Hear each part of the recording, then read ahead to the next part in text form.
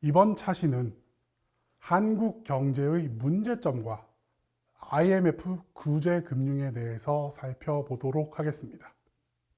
경제 선진국들의 전통적인 성장 과정과 다르게 빠르게 압축적으로 경제를 발전시키고 산업화를 진행시켰던 한국은 1980년대 말부터 경제적 문제점이 불거지기 시작했습니다. 통계 지표상으로는 양호한 모습을 보였지만 한국 경제는 1990년대 들어서면서 문제가 더욱 커져가고 있던 상황이었습니다.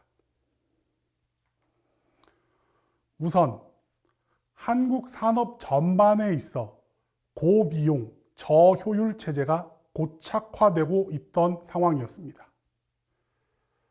그간 한국 산업의 장점은 저렴한 비용으로 높은 생산성을 달성하는 것이었습니다. 그러나 경제 성장에 따라 1980년대 말부터 임금을 포함한 여러 비용이 크게 상승했습니다. 그러나 생산성은 이러한 비용 상승에 동반해서 상승하지 못했습니다. 더구나 세계 시장에서 한국의 포지션이 점차적으로 애매해지던 추세였습니다. 고급 및 첨단 기술 분야에서는 일본이나 선진국 제품 대비 품질 경쟁력이 높지 않았습니다. 저가 제품의 경우는 중국과 동남아 국가와 같은 후발주자의 제품의 가격 경쟁력이 떨어지던 상황이었습니다. 특히 이러한 상황은 전자나 자동차와 같은 대기업 중심의 산업 분야보다는 섬유나 신발과 같은 중소 및 중견 기업이 주축이 된 분야에서 더욱 두드러지는 모습을 보였습니다. 이러한 추세와 함께 경상수지가 지속적으로 악화되는 모습을 보이고 있었습니다. 수출이 부진해지는 상황에서 소비재 수입이 지속적으로 증가하는 모습을 보였고 해외여행이 인기를 끌면서 경상수지의 폭이 더욱 커지는 모습을 보입니다. 이 표는 GDP 대비 경상수지에 관련된 표입니다. 매 연도를 보시면 아실 수 있듯이 GDP 대비 경상수지가 지속적으로 악화되는 모습을 보실 수 있습니다. 지속적으로 마이너스를 기록하였고 예외인 해가 1993년 그리고 IMF 구제금융에 들어서는 이제 1998년만 제외하고는 계속적으로 마이너스를 보이고 있습니다. 특히 1996년에는 무려 마이너스 4.5%를 기록하고 있던 상황이었습니다. 이러한 상황에서 특히 단기 외채가 증가하면서 장기적으로 외채 상환의 문제가 아닌 단기적 유동성 부족의 가능성이 높아지던 상황이었습니다.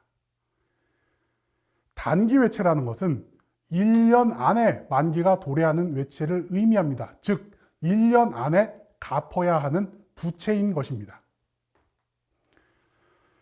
여기 보시는 표는 단기 외채 증가, 외환 보유 대비 단기 외채 비율과 관련된 표입니다. 각 해년도를 보시다시피 계속적으로 증가하는 모습을 보이고 있고요. 이미 1992년 그리고 1993년 사이 외환 보유고와 단기 외채가 같아지고 있는 모습을 볼 수 있습니다. 즉 1년 안에 외국에 갚아야 할 부채가 한국이 가지고 있는 외환 보유고와 맞먹는 수준이 되었다는 것입니다.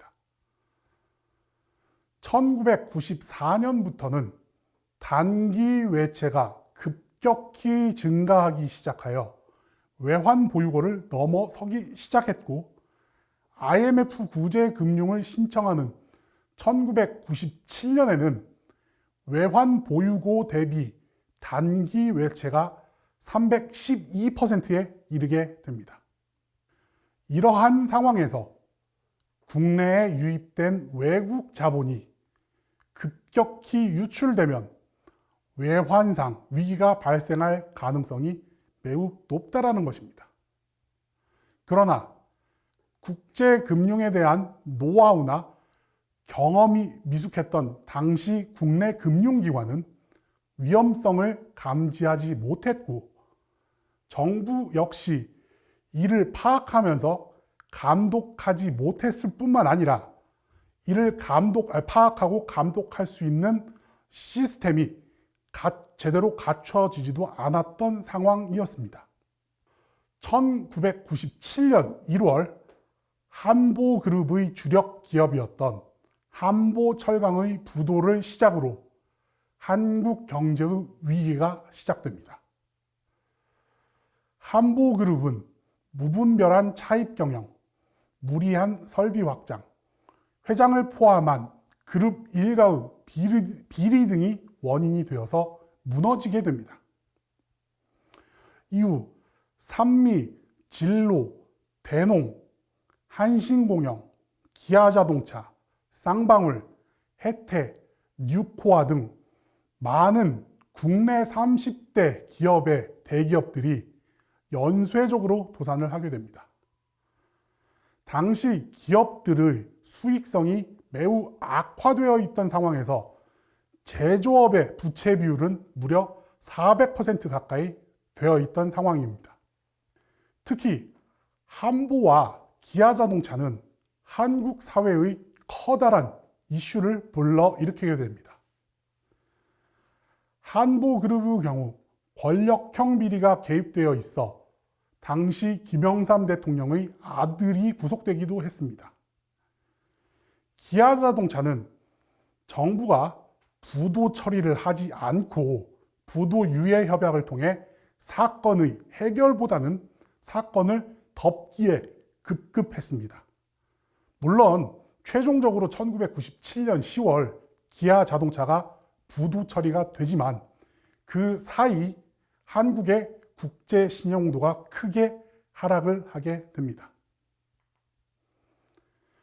대기업의 연쇄적 부도는 금융기관으로 연계가 됩니다. 외국인 투자자들이 자금을 회수하기 시작했고 금융시장의 신용이 크게 하락하여 자금의 운용성이 크게 악화가 됩니다.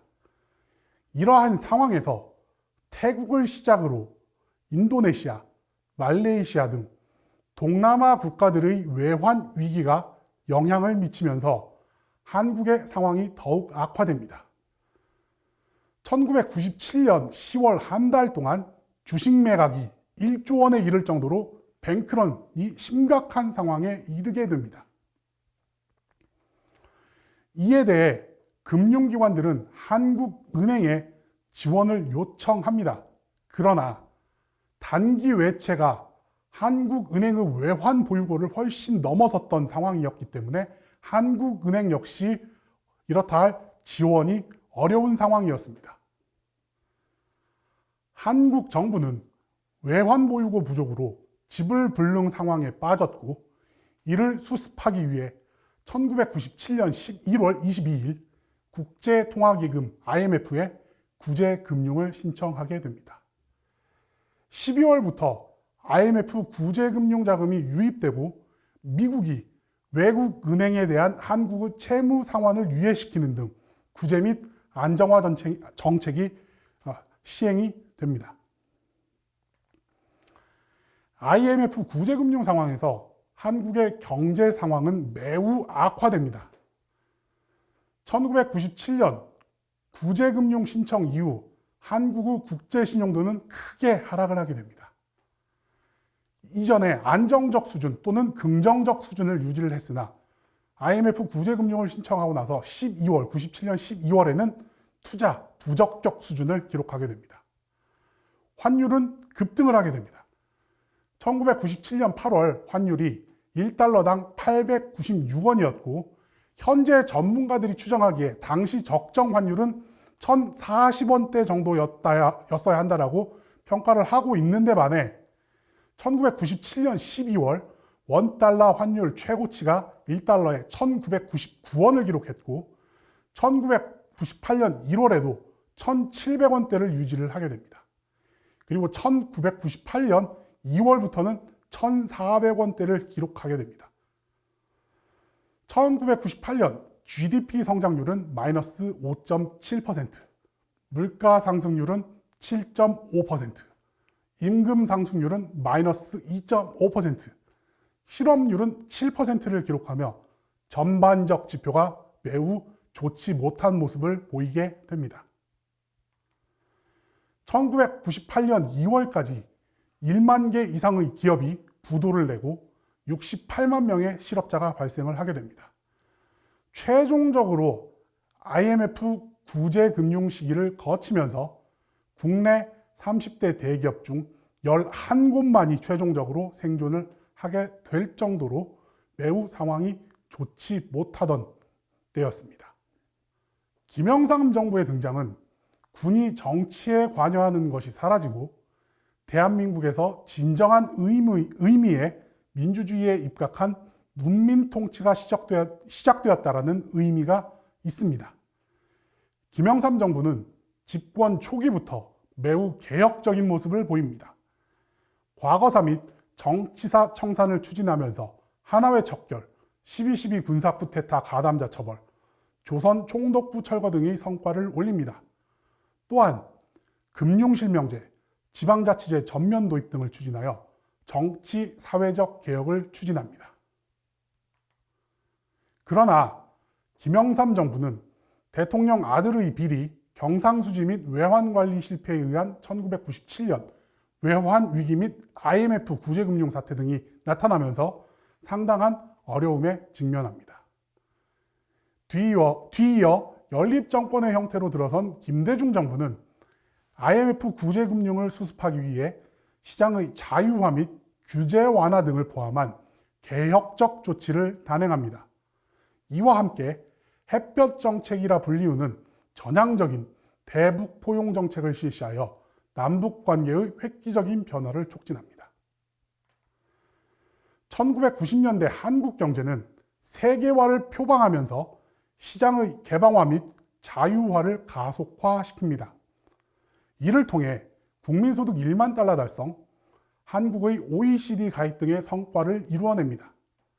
그러나 1980년대 말부터 불거지기 시작한 경제적 문제점이 1990년대 들어서면서 문제가 더욱 악화되었고 급기야 1997년에는 IMF 구제금융 사태가 발생합니다.